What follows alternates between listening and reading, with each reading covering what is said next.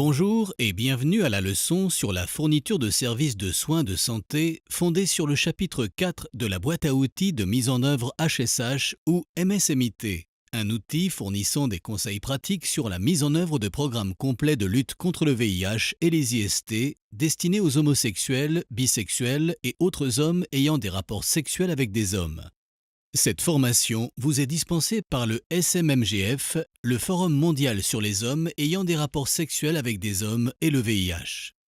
Cette leçon, intitulée Thérapie antirétrovirale, fait partie d'une explication détaillée des composantes et des étapes de la planification et de la mise en œuvre de services complets de santé sexuelle pour HSH. Cette leçon présente la thérapie antirétrovirale, abrégée TARV, qui est l'une des 4 stratégies de soins et de traitement du VIH et des IST présentées dans cette leçon. Elle est reprise ici avec les autres stratégies pour votre information. Cette leçon présente en détail les éléments suivants. 1. Définition essentielle relative à la TARV. 2. Conditions préalables au démarrage des services de TARV. 3. Considérations spécifiques pour les HSH sur la TARV. 4. Formation des prestataires. 5. Soins, soutien et gestion des cas par la communauté. Et 6. Lancement précoce de la TARV dans un souci de santé et de prévention. Abordons tout d'abord quelques définitions essentielles liées à la thérapie antirétrovirale. La thérapie antirétrovirale est la méthode la plus commune et la plus efficace de traiter le VIH. Il s'agit d'une combinaison de médicaments antirétroviraux qui ralentit considérablement la réplication du VIH. La TARV vise à supprimer la quantité de virus VIH dans l'organisme, appelée la charge virale, jusqu'à ce qu'elle passe sous un nombre spécifique connu pour devenir indétectable. Lorsqu'une personne est indétectable, elle est pratiquement non infectieuse, ce qui a des conséquences considérables pour la prévention. Ce n'est possible que si la personne sous TARV respecte le régime médicamenteux prescrit. CD4 est le nom d'un type de cellule soutenant la fonction immunitaire saine dans le corps. Le VIH attaque ces cellules. La TARV a radicalement modifié le paysage du traitement et de la prévention du VIH en protégeant les cellules CD4 et en réduisant significativement la maladie et la mortalité liées au VIH. Les services de TARV sont désormais largement accessibles dans de nombreux pays, bien que dans les contextes limités en ressources, il arrive que cet accès ne soit pas à la hauteur des besoins.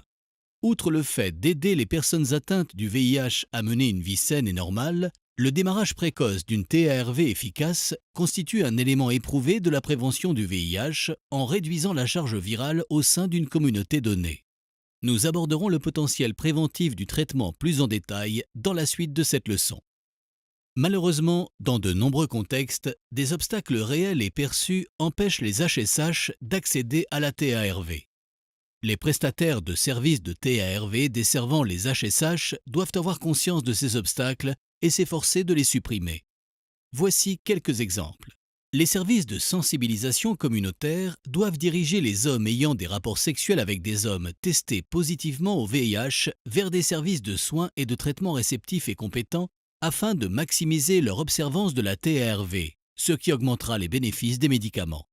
À présent, examinons brièvement les conditions préalables au lancement de services de TARV. Dans le cadre de l'élaboration de lignes directrices, les prestataires de soins devraient se référer aux lignes directrices unifiées pour les populations clés de 2014 du PNUD ainsi qu'aux lignes directrices unifiées sur l'utilisation des antirétroviraux pour le traitement et la prévention de l'infection à VIH de 2013 de l'OMS.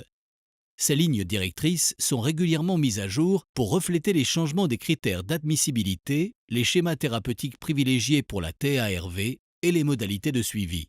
Voici une liste des lignes directrices liées au démarrage d'une TARV dont le moment optimal fait encore l'objet de débats.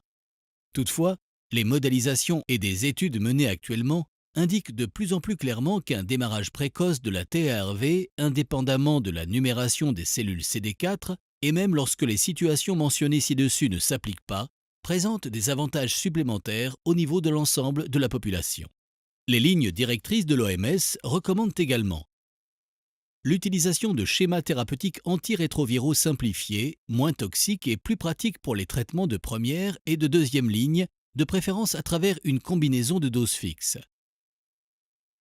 L'intégration de la TARV au protocole de traitement de la tuberculose, la réduction des risques destinés aux HSH qui consomment des drogues, notamment dans les traitements de substitution aux opiacés, et la décentralisation des services de TARV et leurs prestations dans des établissements de santé périphériques par des infirmières et avec le soutien continu de professionnels de la santé appartenant à la communauté. D'autres documents normatifs de l'OMS recommandent les 3 I pour le VIH et la tuberculose, l'intensification du dépistage des cas de tuberculose, la mise en place d'un traitement préventif à l'isoniazide et la maîtrise de l'infection tuberculeuse, conformément à la politique de collaboration pour les activités de lutte contre la tuberculose et le VIH de l'OMS. L'immunisation contre l'hépatite B et le dépistage et la gestion de routine des troubles mentaux, en particulier de la dépression et du stress psychosocial. La santé mentale des HSH est présentée en détail dans une leçon distincte. La considération suivante à garder à l'esprit lors de la mise en œuvre d'interventions de soins via une TARV relève des problèmes propres aux hommes ayant des rapports sexuels avec des hommes par rapport à la TARV. Il n'existe pas de recommandation clinique spécifique pour les services de TARV proposés aux hommes qui ont des rapports sexuels avec des hommes. Toutefois, suite à la stigmatisation, à la discrimination et à la marginalisation, ils se présentent souvent tardivement pour un traitement et il faut donc activement veiller à assurer la rétention dans les programmes de soins. Comme chez beaucoup d'autres, la TARV suscite des craintes et des inquiétudes chez les hommes ayant des rapports sexuels avec des hommes. Il est impératif de comprendre l'état actuel des connaissances de la communauté en matière de TARV pour pouvoir répondre aux préoccupations, aux craintes ou aux malentendus en fournissant des informations précises et appropriées. Le conseil doit expliquer l'avantage d'engager une TARV avant de se sentir souffrant ou de présenter des symptômes. Il convient d'explorer en détail l'observance du traitement prescrit, le maintien de la charge virale à un niveau minimal pour rester en bonne santé et éviter l'échec du traitement, ainsi que la réduction du risque de transmission du VIH. Plusieurs séances peuvent être nécessaires. Il est notamment recommandé d'aborder les avantages potentiels du traitement de prévention de la transmission du VIH aux partenaires sexuels dans la mesure où le risque de transmission est élevé lors des relations anales. La 4e considération en matière de programme de soins via une TARV réside dans la formation des prestataires de soins et son importance. La formation des prestataires de services de TARV doit être conforme aux normes nationales et internationales. La fourniture de services de TARV doit être adaptée pour les rendre plus accessibles et plus acceptables aux hommes ayant des rapports sexuels avec des hommes. La 5e considération relative à la TARV que doivent garder à l'esprit les personnes qui mettent en œuvre le programme se compose des soins, du soutien et de la gestion des cas par la communauté.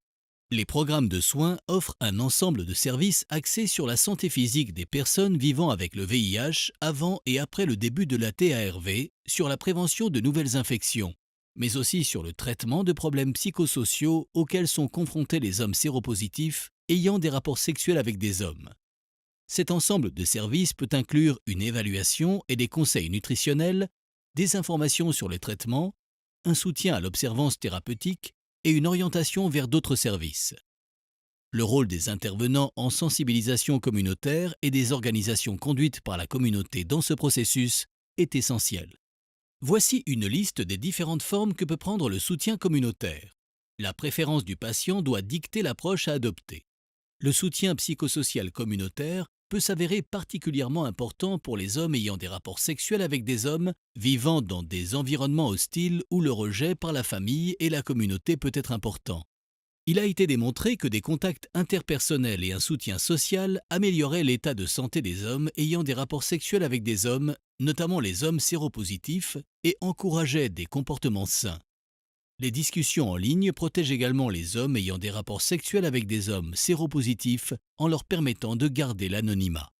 La 6e et dernière considération que nous examinerons ici est le démarrage précoce d'une TARV pour ses avantages en matière de santé et de prévention. Des éléments toujours plus nombreux indiquent qu'un démarrage précoce de la TARV présente bon nombre d'avantages pour la santé des personnes vivant avec le VIH. Dans la mesure où la charge virale détermine en grande partie le risque de transmission du VIH, la suppression virale doit avoir pour double objectif d'améliorer l'état de santé des personnes vivant avec le VIH et de réduire l'incidence du VIH. La TARV réduit le risque de transmission du VIH en supprimant la charge virale. Le démarrage précoce de la TARV à titre préventif est parfois appelé traitement comme méthode de prévention, TCP. Conformément au TCP, la stratégie parfois appelée dépister et traiter consiste à dépister le VIH chez les hommes ayant des rapports sexuels avec d'autres hommes et à immédiatement entamer une TARV chez ceux qui se révèlent séropositifs, indépendamment de la numération des cellules CD4 ou du stade clinique. Cette stratégie peut permettre d'améliorer l'état de santé des hommes séropositifs ayant des rapports sexuels avec des hommes et d'interrompre la transmission du VIH, en particulier dans les contextes où l'épidémie est concentrée. La réduction de la charge virale de la communauté doit constituer un objectif de santé publique. La disponibilité du traitement et la possibilité pour toutes les personnes vivant avec le VIH d'y accéder sans entrave doivent toutefois rester des priorités. Ceci conclut la leçon sur la TARV.